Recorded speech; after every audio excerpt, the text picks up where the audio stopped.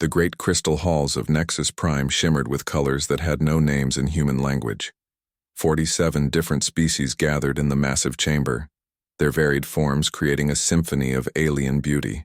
Some floated in specialized atmosphere bubbles, others crawled on multiple legs, and a few existed as pure energy contained within mechanical shells. This was the Galactic Council, the governing body that had kept peace among the stars for over 3,000 years. Ambassador Zethkar of the Velthari Empire stood before the assembly, his blue scales trembling with barely contained fear. His large eyes, normally a calm violet, now flashed with urgent red warnings as he activated the holographic display. Images of destroyed starships filled the air above the council floor, twisted metal and scorched hull plating telling a story of incredible violence. Honored members of the council, Zethkar began, his voice carrying the harmonic undertones that made his species such excellent diplomats. We face a threat unlike any we have encountered in our long history of galactic peace. They call themselves humans, but across the outer territories they have earned a different name. The Flesh Devourers. A wave of concerned chittering and harmonic vibrations swept through the assembly. The insectoid Krixtal clicked their mandibles, in distress, while the gaseous luminari shifted their forms to deeper, more troubled hues. Even the ancient keepers who had witnessed the rise and fall of countless civilizations leaned forward with interest. Zethkar continued his presentation, showing image after image of human encounters. 3 cycles ago, pirates attacked a human colony transport in the Vega system. The ship carried families, children, civilians seeking new homes among the stars. Any civilized species would have surrendered or attempted negotiation. The humans did neither.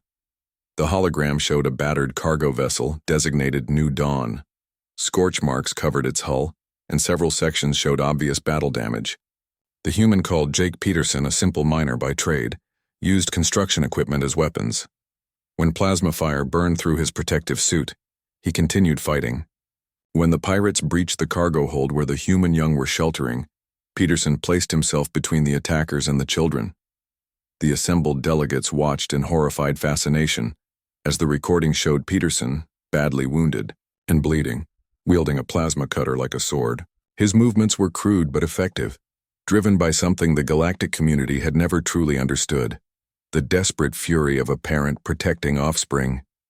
He should have died from his wounds, Zethkar explained, his scales now a deep blue indicating profound distress.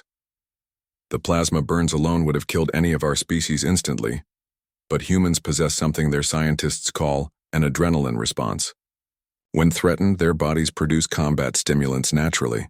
They become faster, stronger, more resistant to pain and injury. Dr. Velnara of the Zephyrian Science Collective rose from her crystalline seating pod. Her species resembled living gemstones, and her faceted form caught and reflected the chamber's light as she spoke. I have studied captured human biological samples, she announced, her voice resonating like wind chimes in a gentle breeze. Their neural pathways are unlike anything in our databases. Where most sentient species have developed advanced reasoning, centers, and emotional regulation, humans retain primitive combat instincts. The holographic display changed to show brain scans, the human neural network highlighted in pulsing red. Notice the enlarged limbic system, Velnara pointed out. This region processes fear, anger, and what humans term survival instincts. When activated, it floods their system with chemicals that would be toxic to most galactic species. Mander Kithmos of the Hegemony Fleet requested permission to speak. His species, the Zenthari, were known as the galaxy's greatest warriors, but even his 4 arms trembled slightly as he recalled his encounter. My battlecruiser Eternal Glory encountered human vessels in the Tau Ceti system. We were pursuing smugglers when we detected ships of unknown configuration. The commander's tale unfolded like something from a nightmare. The human ships were, crude by our standards, held together with what appeared to be welded metal plates and primitive fusion drives. We attempted standard hailing procedures but received no response. When we moved to intercept, they attacked without warning or provocation. Kithmos activated his own recordings, showing the battle from his ship's perspective. The human vessels, moved in unpredictable patterns, seeming to ignore tactical logic entirely. They rammed our escort ships, he continued, his voice dropping to a whisper. Deliberately crashed their own vessels into ours, detonating their power cores to cause maximum damage. No sane species destroys itself to harm an enemy. But the most disturbing testimony came from civilian observers. Captain Mordeth, a merchant, trader whose species specialized in peaceful commerce, described encountering humans at a frontier trading post. They appeared normal enough, he began, his tentacles writhing with remembered anxiety. Bipedal, tool-using, exhibiting signs of advanced civilization. But when violence erupted at the station, something changed. The hologram showed security footage from the trading post. A group of raiders had attacked the station, overwhelming the minimal security forces.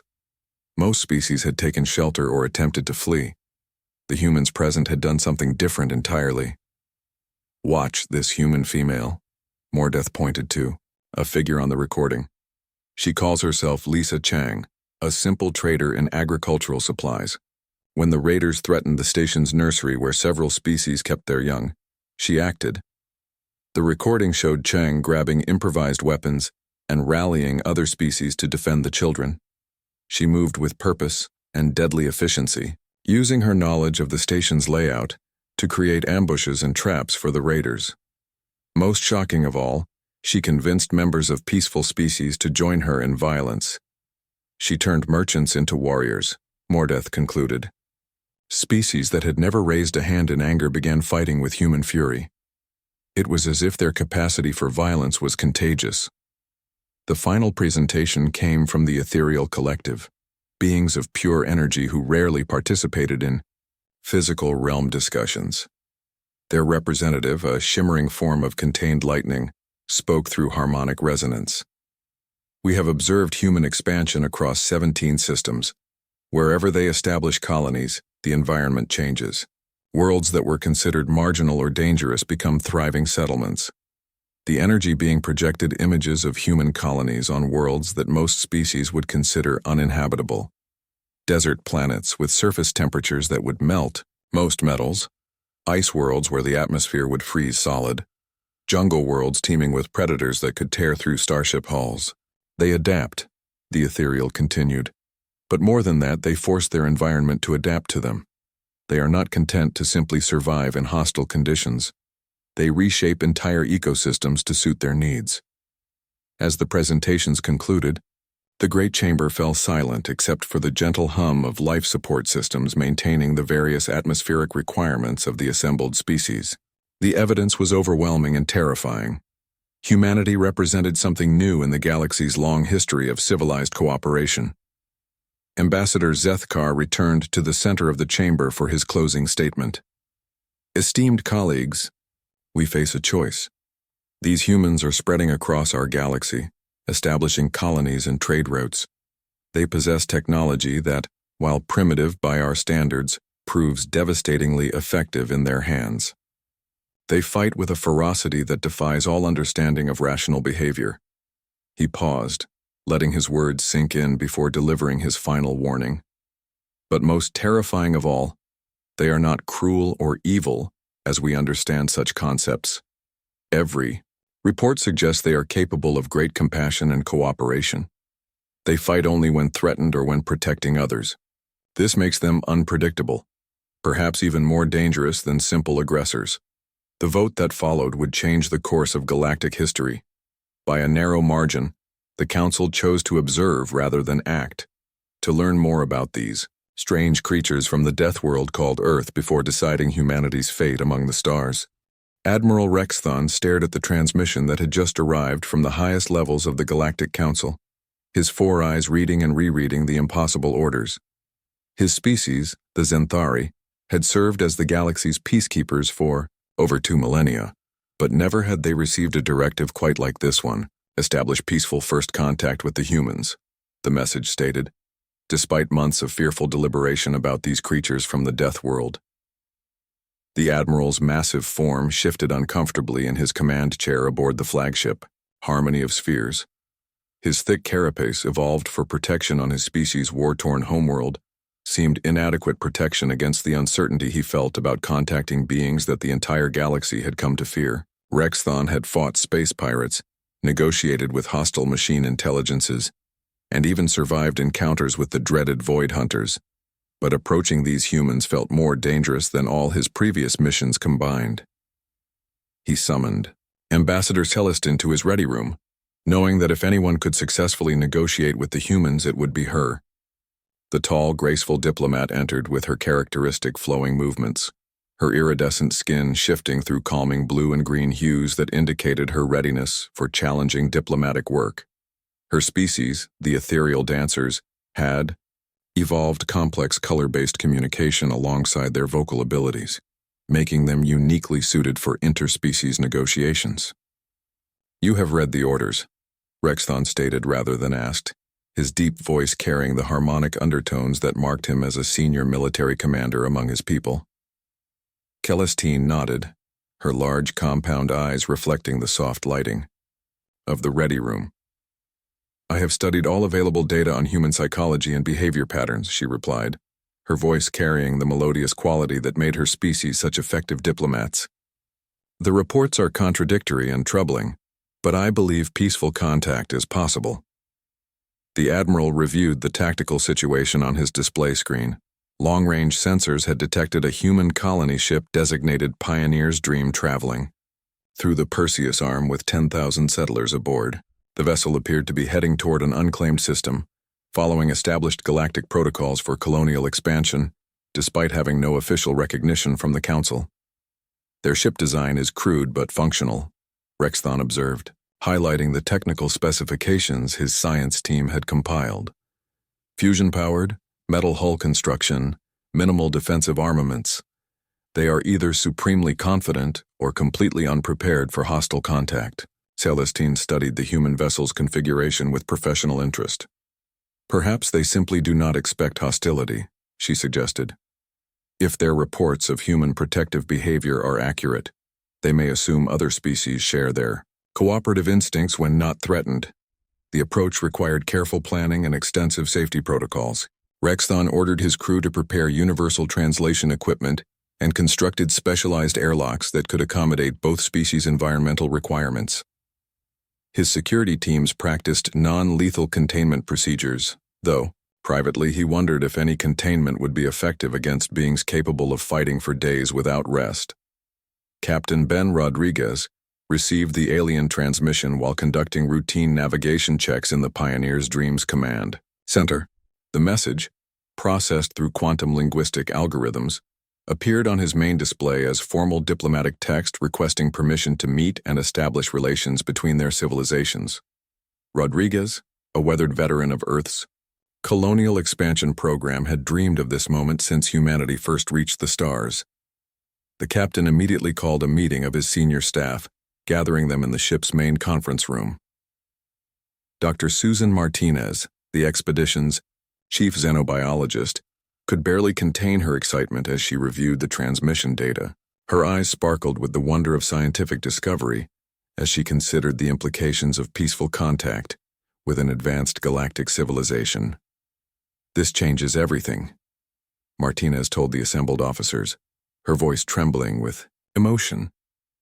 "We are not alone in the universe, and they want to meet us." Chief Engineer Paul Davis, a practical man who had spent 30 years maintaining fusion reactors and life support systems, expressed more cautious optimism.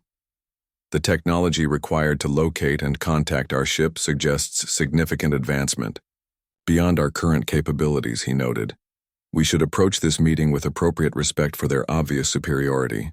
Security Chief Tony Clark, a former Earth Defense Force Marine, insisted on standard protective protocols despite the peaceful nature of the contact.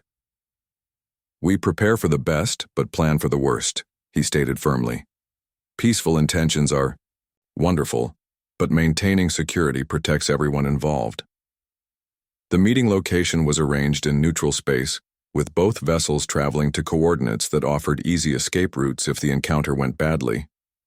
Admiral Rexthon's massive flagship dwarfed the human colony ship, its organic curves and bioluminescent hull markings creating a stark contrast to the angular metal construction of Pioneer's Dream. The docking procedure required hastily constructed, universal connection systems that could accommodate both species' technological standards. Rexthon's engineers marveled at the humans' improvised solutions, watching as they welded additional airlocks and pressure seals, using techniques that violated several galactic safety standards, but proved remarkably effective. When the airlock finally opened, both species experienced their first direct encounter with truly alien intelligence. Ambassador Celestine stepped through the connection, wearing a full environmental suit designed to protect her from the humans' toxic oxygen atmosphere and high-gravity environment. Her movements, graceful even in the bulky protective gear, reflected millions of years of evolution on a low-gravity world with crystalline atmospheric conditions. Captain Rodriguez waited on the human side of the airlock wearing his dress uniform, chosen specifically to present a peaceful and professional appearance. His stocky build and graying hair marked him as a mature leader, while his confident posture demonstrated the natural assurance that came from years of command experience in dangerous situations. The moment their hands touched in the traditional, human greeting gesture, Celestine nearly recoiled from the physical contact. Rodriguez's grip, carefully controlled to avoid causing injury, still conveyed raw physical power that her sensors registered as potentially dangerous. His body temperature ran several degrees hotter than most galactic species found comfortable, and her environmental suit detected traces of the combat chemicals that galactic intelligence had learned to fear. "Welcome aboard Pioneer's Dream," Rodriguez said with a genuine smile that transformed his weathered features. "We are honored to be the first humans to meet representatives of galactic civilization." The formal negotiations took place in the ship's main conference room, hastily converted to accommodate both species' environmental needs. Dr. Martinez presented a comprehensive overview of human history, carefully editing out the most violent conflicts while honestly representing humanity's struggles for survival and expansion beyond their homeworld. As Martinez spoke of wars, natural disasters, and humanity's determination to build better lives, among the stars, the alien delegation began to realize they had fundamentally misunderstood human nature. These were not monsters seeking conquest, but refugees from a hostile world hoping to find peaceful coexistence with their galactic neighbors. "Your reports describe us as dangerous creatures," Rodriguez observed during a break in the formal presentations, his tone more curious than offended. "But we are simply people trying to protect our families and build communities where our children can thrive." Ambassador Celestine found her preconceptions challenged as she observed Rodriguez interact with his crew throughout the day. He displayed patience with subordinates who made mistakes, gentleness with the ship's children who occasionally peeked into the conference room, and passionate dedication when discussing humanity's hopes for peaceful integration into galactic society. The preliminary agreements covered basic trade protocols and cultural exchange programs, establishing frameworks for future cooperation between human colonies and established galactic civilizations. Both sides recognized that successful integration would require time and careful planning, but the foundation for peaceful coexistence had been established. As the alien delegation prepared to return to their vessel, Admiral Rexthon made an observation that would fundamentally change galactic policy toward humanity. "Perhaps the real monsters," he said thoughtfully, "are those who judge others by their capacity for violence rather than their wisdom in choosing when to use that capacity."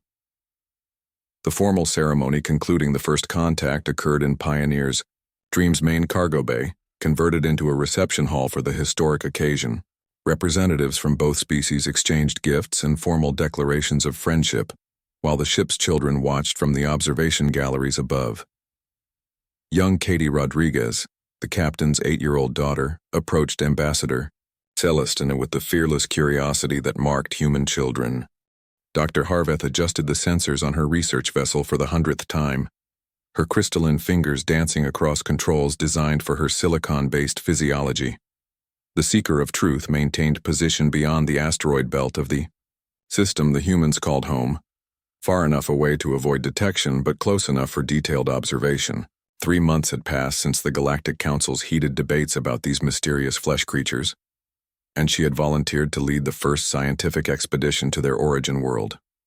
Her assistant, young Murden, floated beside her, in his specialized atmosphere suit.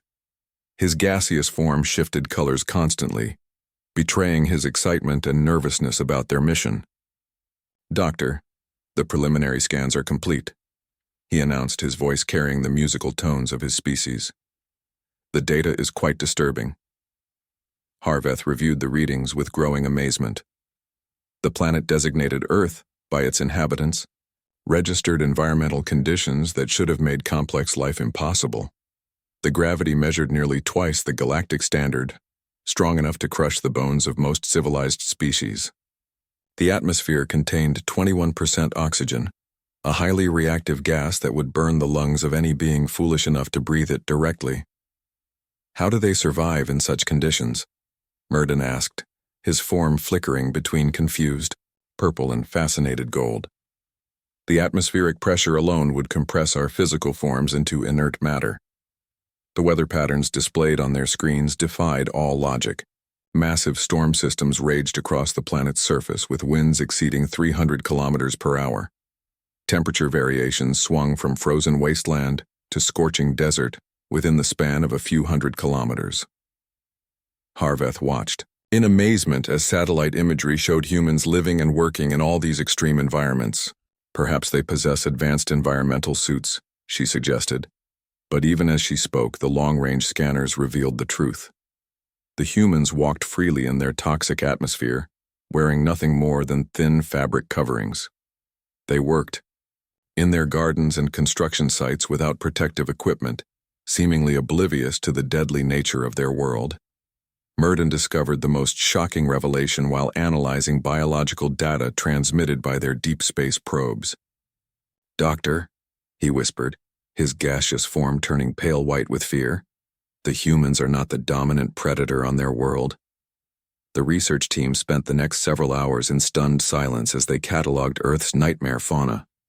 Massive creatures called polar bears that could survive in temperatures cold enough to freeze most known life forms solid. Sharks with jaws capable of crushing starship hulls swimming in oceans that teemed with other predators. Tiny insects and reptiles carrying venom potent enough to kill beings 10 times their size. "Look at this," Harveth said, highlighting a thermal scan of what the humans called Australia. "That continent contains more lethal species per square kilometer than most galactic governments classify as weapons of mass destruction. Yet somehow, humans not only survived but thrived among these monsters. The long-range sensors showed them swimming in oceans filled with predators, hiking through forests where any tree might conceal something capable of killing them, building cities in regions where the weather itself seemed intent on destruction." The team observed a human settlement in what their computers designated as an extremely hazardous zone. The inhabitants had built their structures from processed plant matter and crude metals, materials that would provide minimal protection against the dangers surrounding them. Children played in open areas where thermal scans revealed the presence of multiple predatory species. "Watch this human female," Murden said, focusing their instruments on an individual working in what appeared to be a food cultivation area. The woman, who their translation computers indicated was called Lisa Chang, moved among plants with casual confidence. When their sensors detected toxicity in several of the plants she handled, the researchers expected to witness a tragic poisoning. Instead, Chang simply prepared the toxic vegetation as food. "She is consuming mild poisons as nutrition," Harveth observed, with professional fascination. "Their digestive systems must be adapted to process compounds that would kill most galactic species."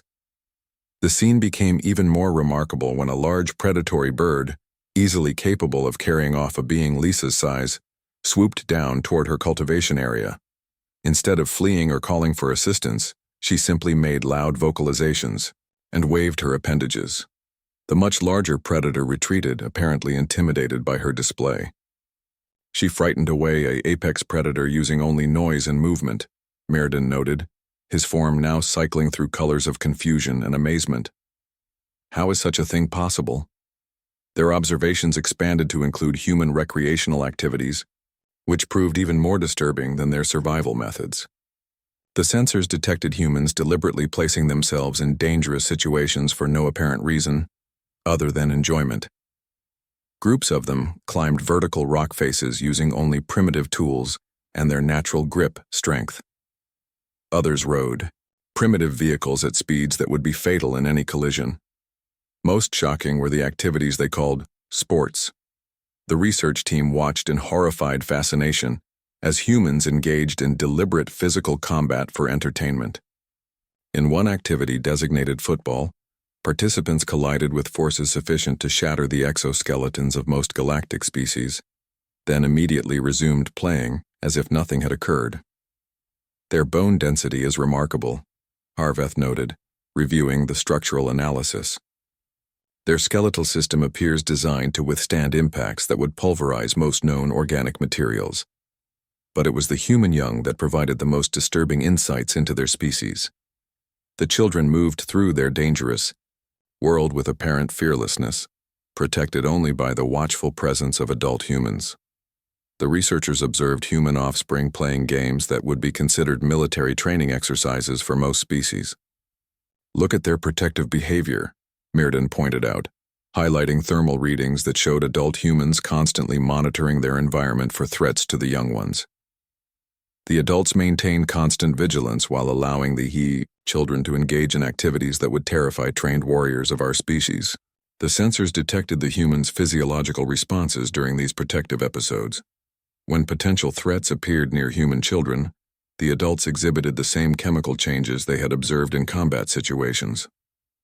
Elevated heart rates, increased muscle tension, and the release of those dangerous stimulants their species called adrenaline. Dr. Harveth began to understand the pattern. They are not naturally aggressive, she realized, reviewing hours of observational data. Their capacity for violence is triggered by protective instincts. They become dangerous when something threatens what they care about. The research team documented human communities across various continents and climate zones.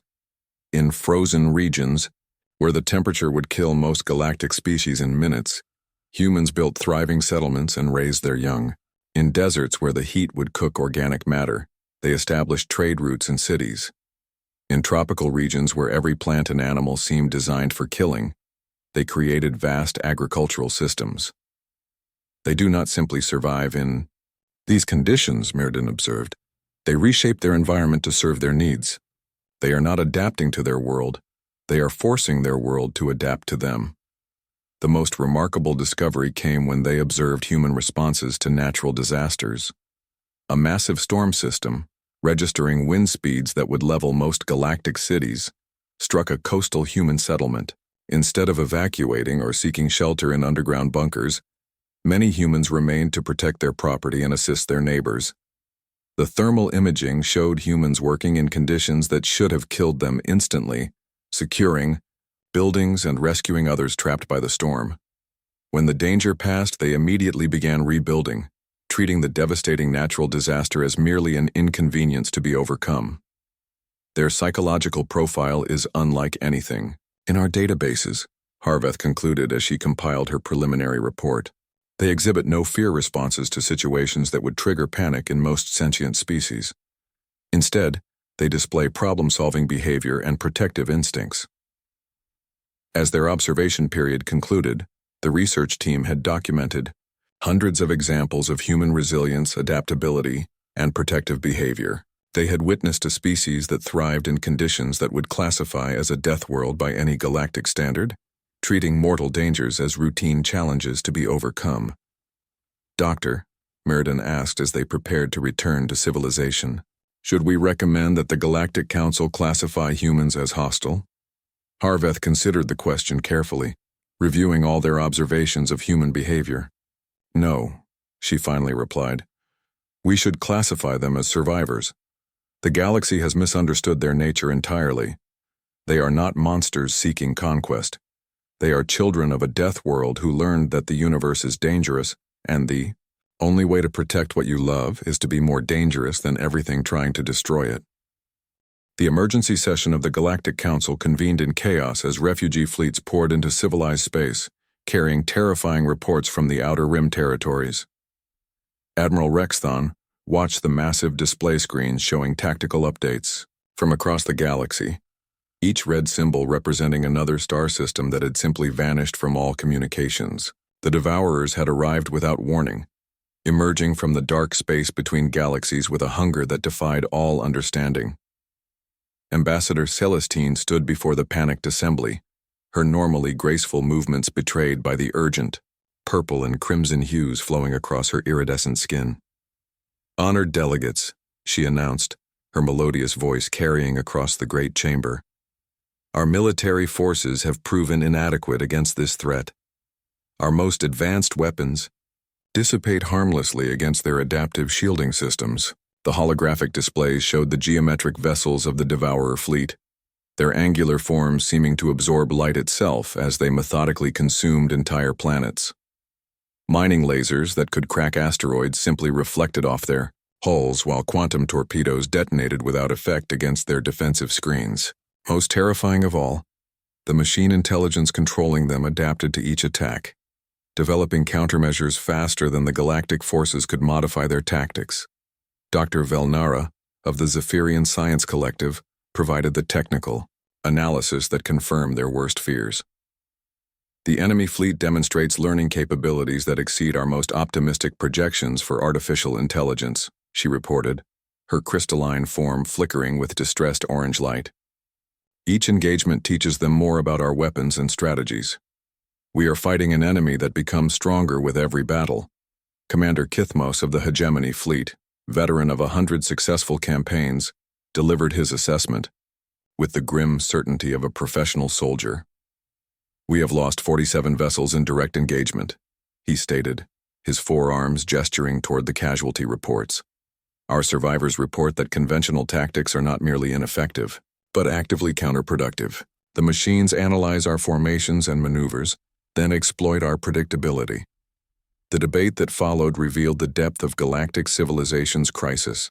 Species after species reported the same pattern of defeat, their most advanced military technologies proving useless against an enemy that treated their sophisticated strategies as data to be processed and overcome. The Luminari had lost their entire home defense fleet in a single engagement, while the ancient keepers had watched their orbital fortresses consumed like cosmic dust. It was the youngest member of the council, Ambassador Meriden of the Ethereal Collective, who voiced what everyone was thinking but none dared say. "Perhaps," he suggested, his gaseous form shifting to desperate gold hues, "we should request assistance from the humans." The suggestion created an immediate uproar among the assembled delegates, the very species they had spent months debating, as potential monsters were now being considered as saviors against a threat that had humbled the galaxy's greatest military powers. The irony was not lost on anyone present, particularly Admiral Rexthon, who had personally overseen humanity's first contact protocols. Ambassador Celestine volunteered to carry the desperate request to the human colonial fleet, her diplomatic credentials making her the logical choice for such a delicate mission. She found Admiral Rodriguez, recently promoted from his Colonial Transport Command, conducting tactical exercises with a small flotilla of human vessels in the Kepler system. The human ships looked even more primitive compared to the sleek vessels of the Galactic Fleet, their welded metal hulls and fusion drives representing technology that most civilized species had abandoned centuries ago. Yet something in their basic construction suggested durability and reliability that more sophisticated designs might lack. "Ambassador Celestine," Rodriguez greeted her with the same warm smile she remembered from their first meeting, though his eyes now carried the weight of command responsibility. "It is good to see you again, though I suspect this visit is not entirely social." Celestine delivered the council's request with as much diplomatic grace as she could manage, while asking for help from beings her people had recently feared as monsters. "We need your assistance," she admitted, her natural pride clearly wounded by the necessity. "Our weapons and strategies prove insufficient against the Devourer technology." Rodriguez studied the tactical reports with his senior staff, their analysis revealing insights that had eluded the galaxy's greatest military minds.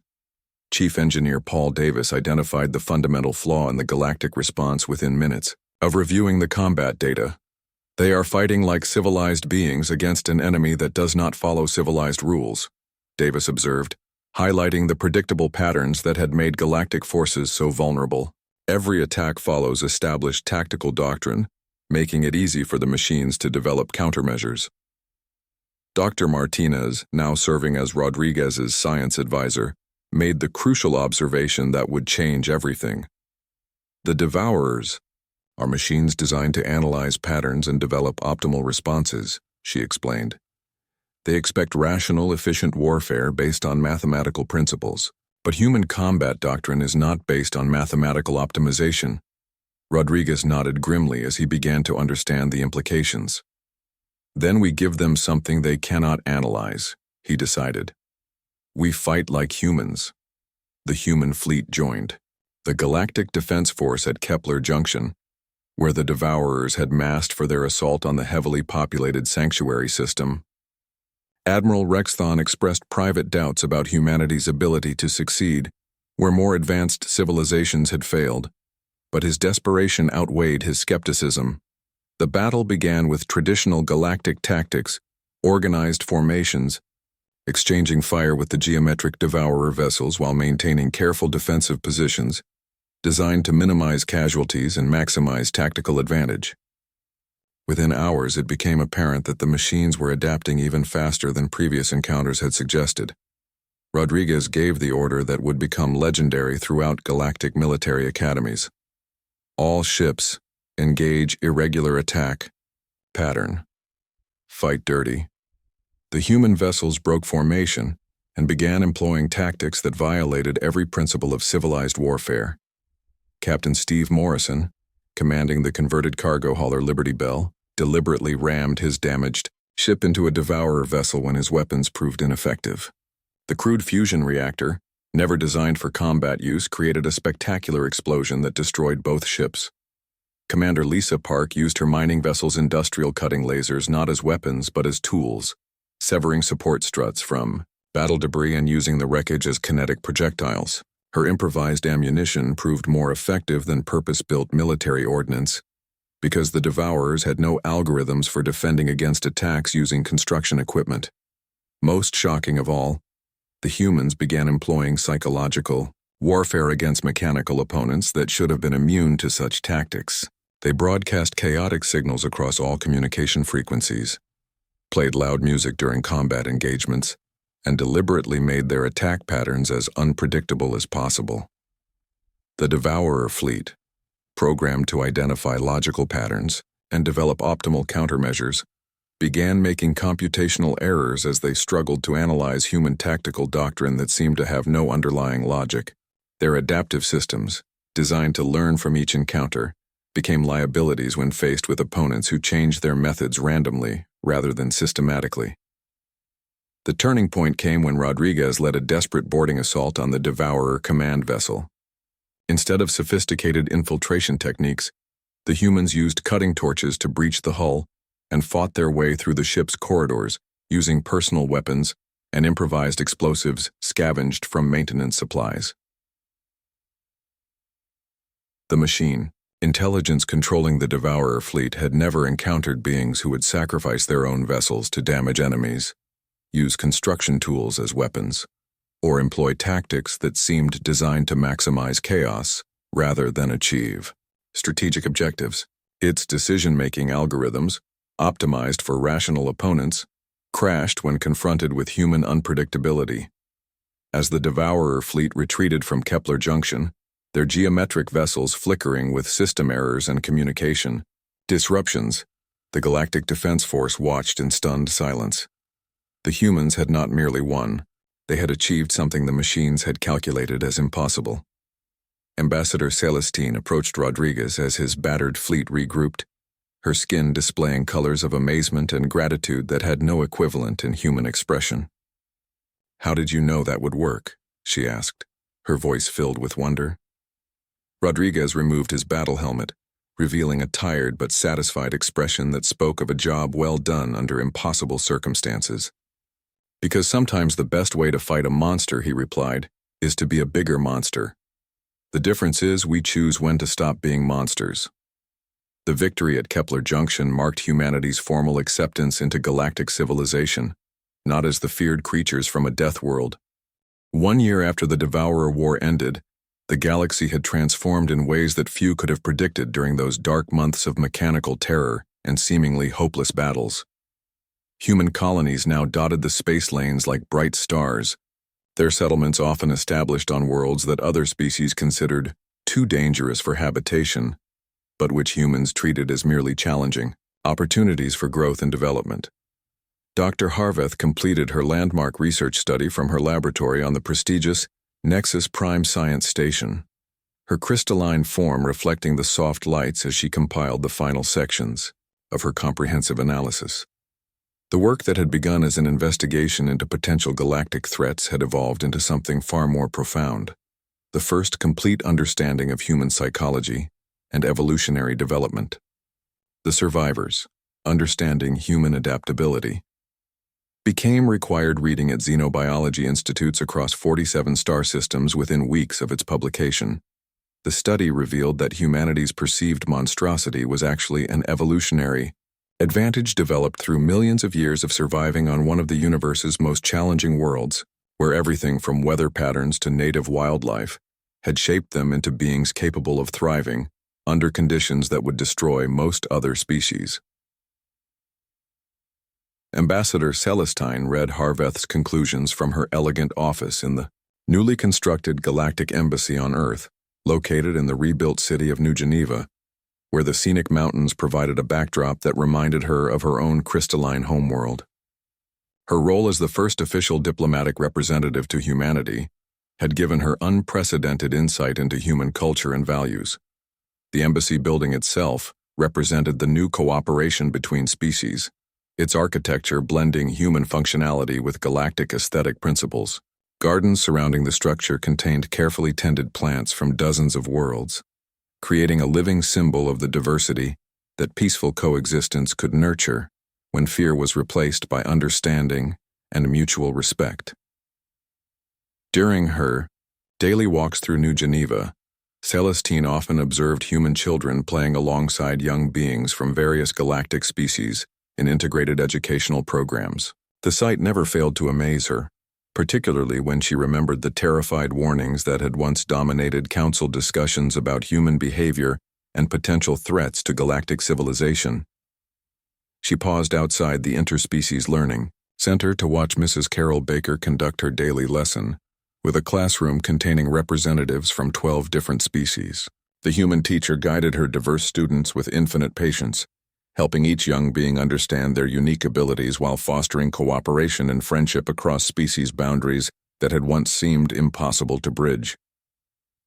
Humans, call it the mama bear instinct, Carol explained to Celestine during their conversation after class, her expression warm with the satisfaction that came from meaningful work. We will fight anything that threatens our young, but more than that, we extend that protective behavior to all children, regardless of their species or origin. The ambassador had witnessed this protective instinct firsthand during a transport emergency that occurred in the Vega system 3 months earlier. A civilian vessel carrying mixed species families suffered catastrophic engine failure while navigating a dangerous asteroid field, leaving them stranded with limited life support and no hope of rescue from nearby galactic patrol ships. Captain Eddie Walsh commanded the nearest rescue vessel, a converted human cargo hauler called the Steady Hand, that happened to be delivering agricultural supplies to Outer Rim colonies. The gruff former colonial marine had been earning a quiet living as a merchant trader, but when the distress call reached his ship, he immediately changed course despite the obvious dangers.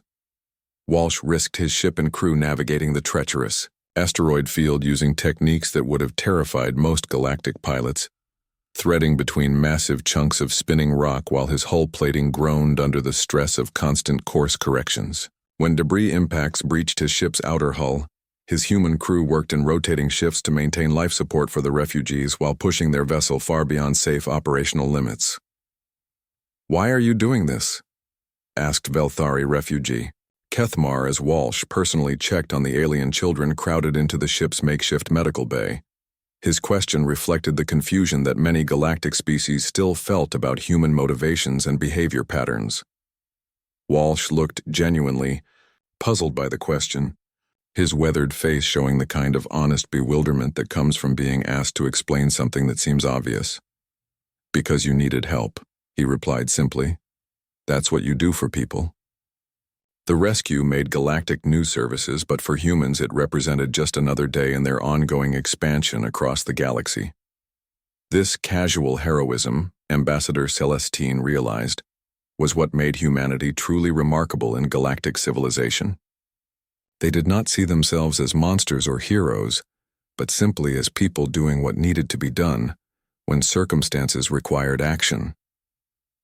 The first anniversary celebration of the Devourer War victory brought representatives from every member species to Luna Station, humanity's oldest off-world facility, which had been expanded and upgraded to serve as a meeting place for interspecies cooperation. The gleaming station now hosted permanent diplomatic quarters for 47 different species, each environment carefully designed to accommodate specific atmospheric and gravitational requirements. Admiral Rodriguez, now serving as Earth's primary military liaison to the Galactic Council, delivered the keynote address to the assembled delegates in the station's great ceremonial hall. His promotion to such a prestigious position reflected not only his tactical brilliance during the war, but also his natural diplomatic skills and genuine commitment to peaceful cooperation. "A year ago, you called us monsters," Rodriguez told the gathering, his voice carrying clearly through the advanced translation systems that rendered his words into 46 different languages simultaneously. "Perhaps you were right, in a way that none of us fully understood at the time. But here is what you did not realize. We are monsters who chose to be heroes instead." He gestured toward the viewing ports that showed Earth hanging in space like a blue jewel, its surface patterns visible even from Luna's orbital distance. Every species in this galaxy has the potential for both creation and destruction, for cooperation and conflict. The true measure of any civilization is not its capacity for violence, but what it chooses to do with that capacity when others need protection. The speech concluded with the formal signing of the Terran Accords, which officially welcomed humanity as a full member of galactic civilization with all the rights and responsibilities that such membership entailed. As species after species stepped forward to add their official seals to the historic document, the ceremony marked the end of fear-based policies and the beginning of cooperation based on mutual understanding and shared values. The evening reception that followed the signing ceremony took place in the Embassy Gardens, where human botanists had successfully cultivated plants from dozens of worlds in Luna's carefully controlled artificial environment. The gardens served as more than mere decoration. They represented the possibility of different forms of life thriving together when provided with appropriate care and understanding. Dr. Martinez found Ambassador Celestine tending to a small earth rose that grew beside a delicate Zephyrian crystal flower, both impossible plants somehow flourishing in the same soil through careful environmental management and dedicated nurturing. The site provided a perfect metaphor for the new galactic civilization that was slowly emerging from the ashes of old fears and misunderstandings. "Penny for your thoughts?" Martinez asked, using a human idiom that Celestine had learned to appreciate during her time on Earth. The casual friendliness of human expressions had initially seemed strange to her formal diplomatic training, but she now found their directness refreshing compared to the elaborate protocols of traditional galactic communication.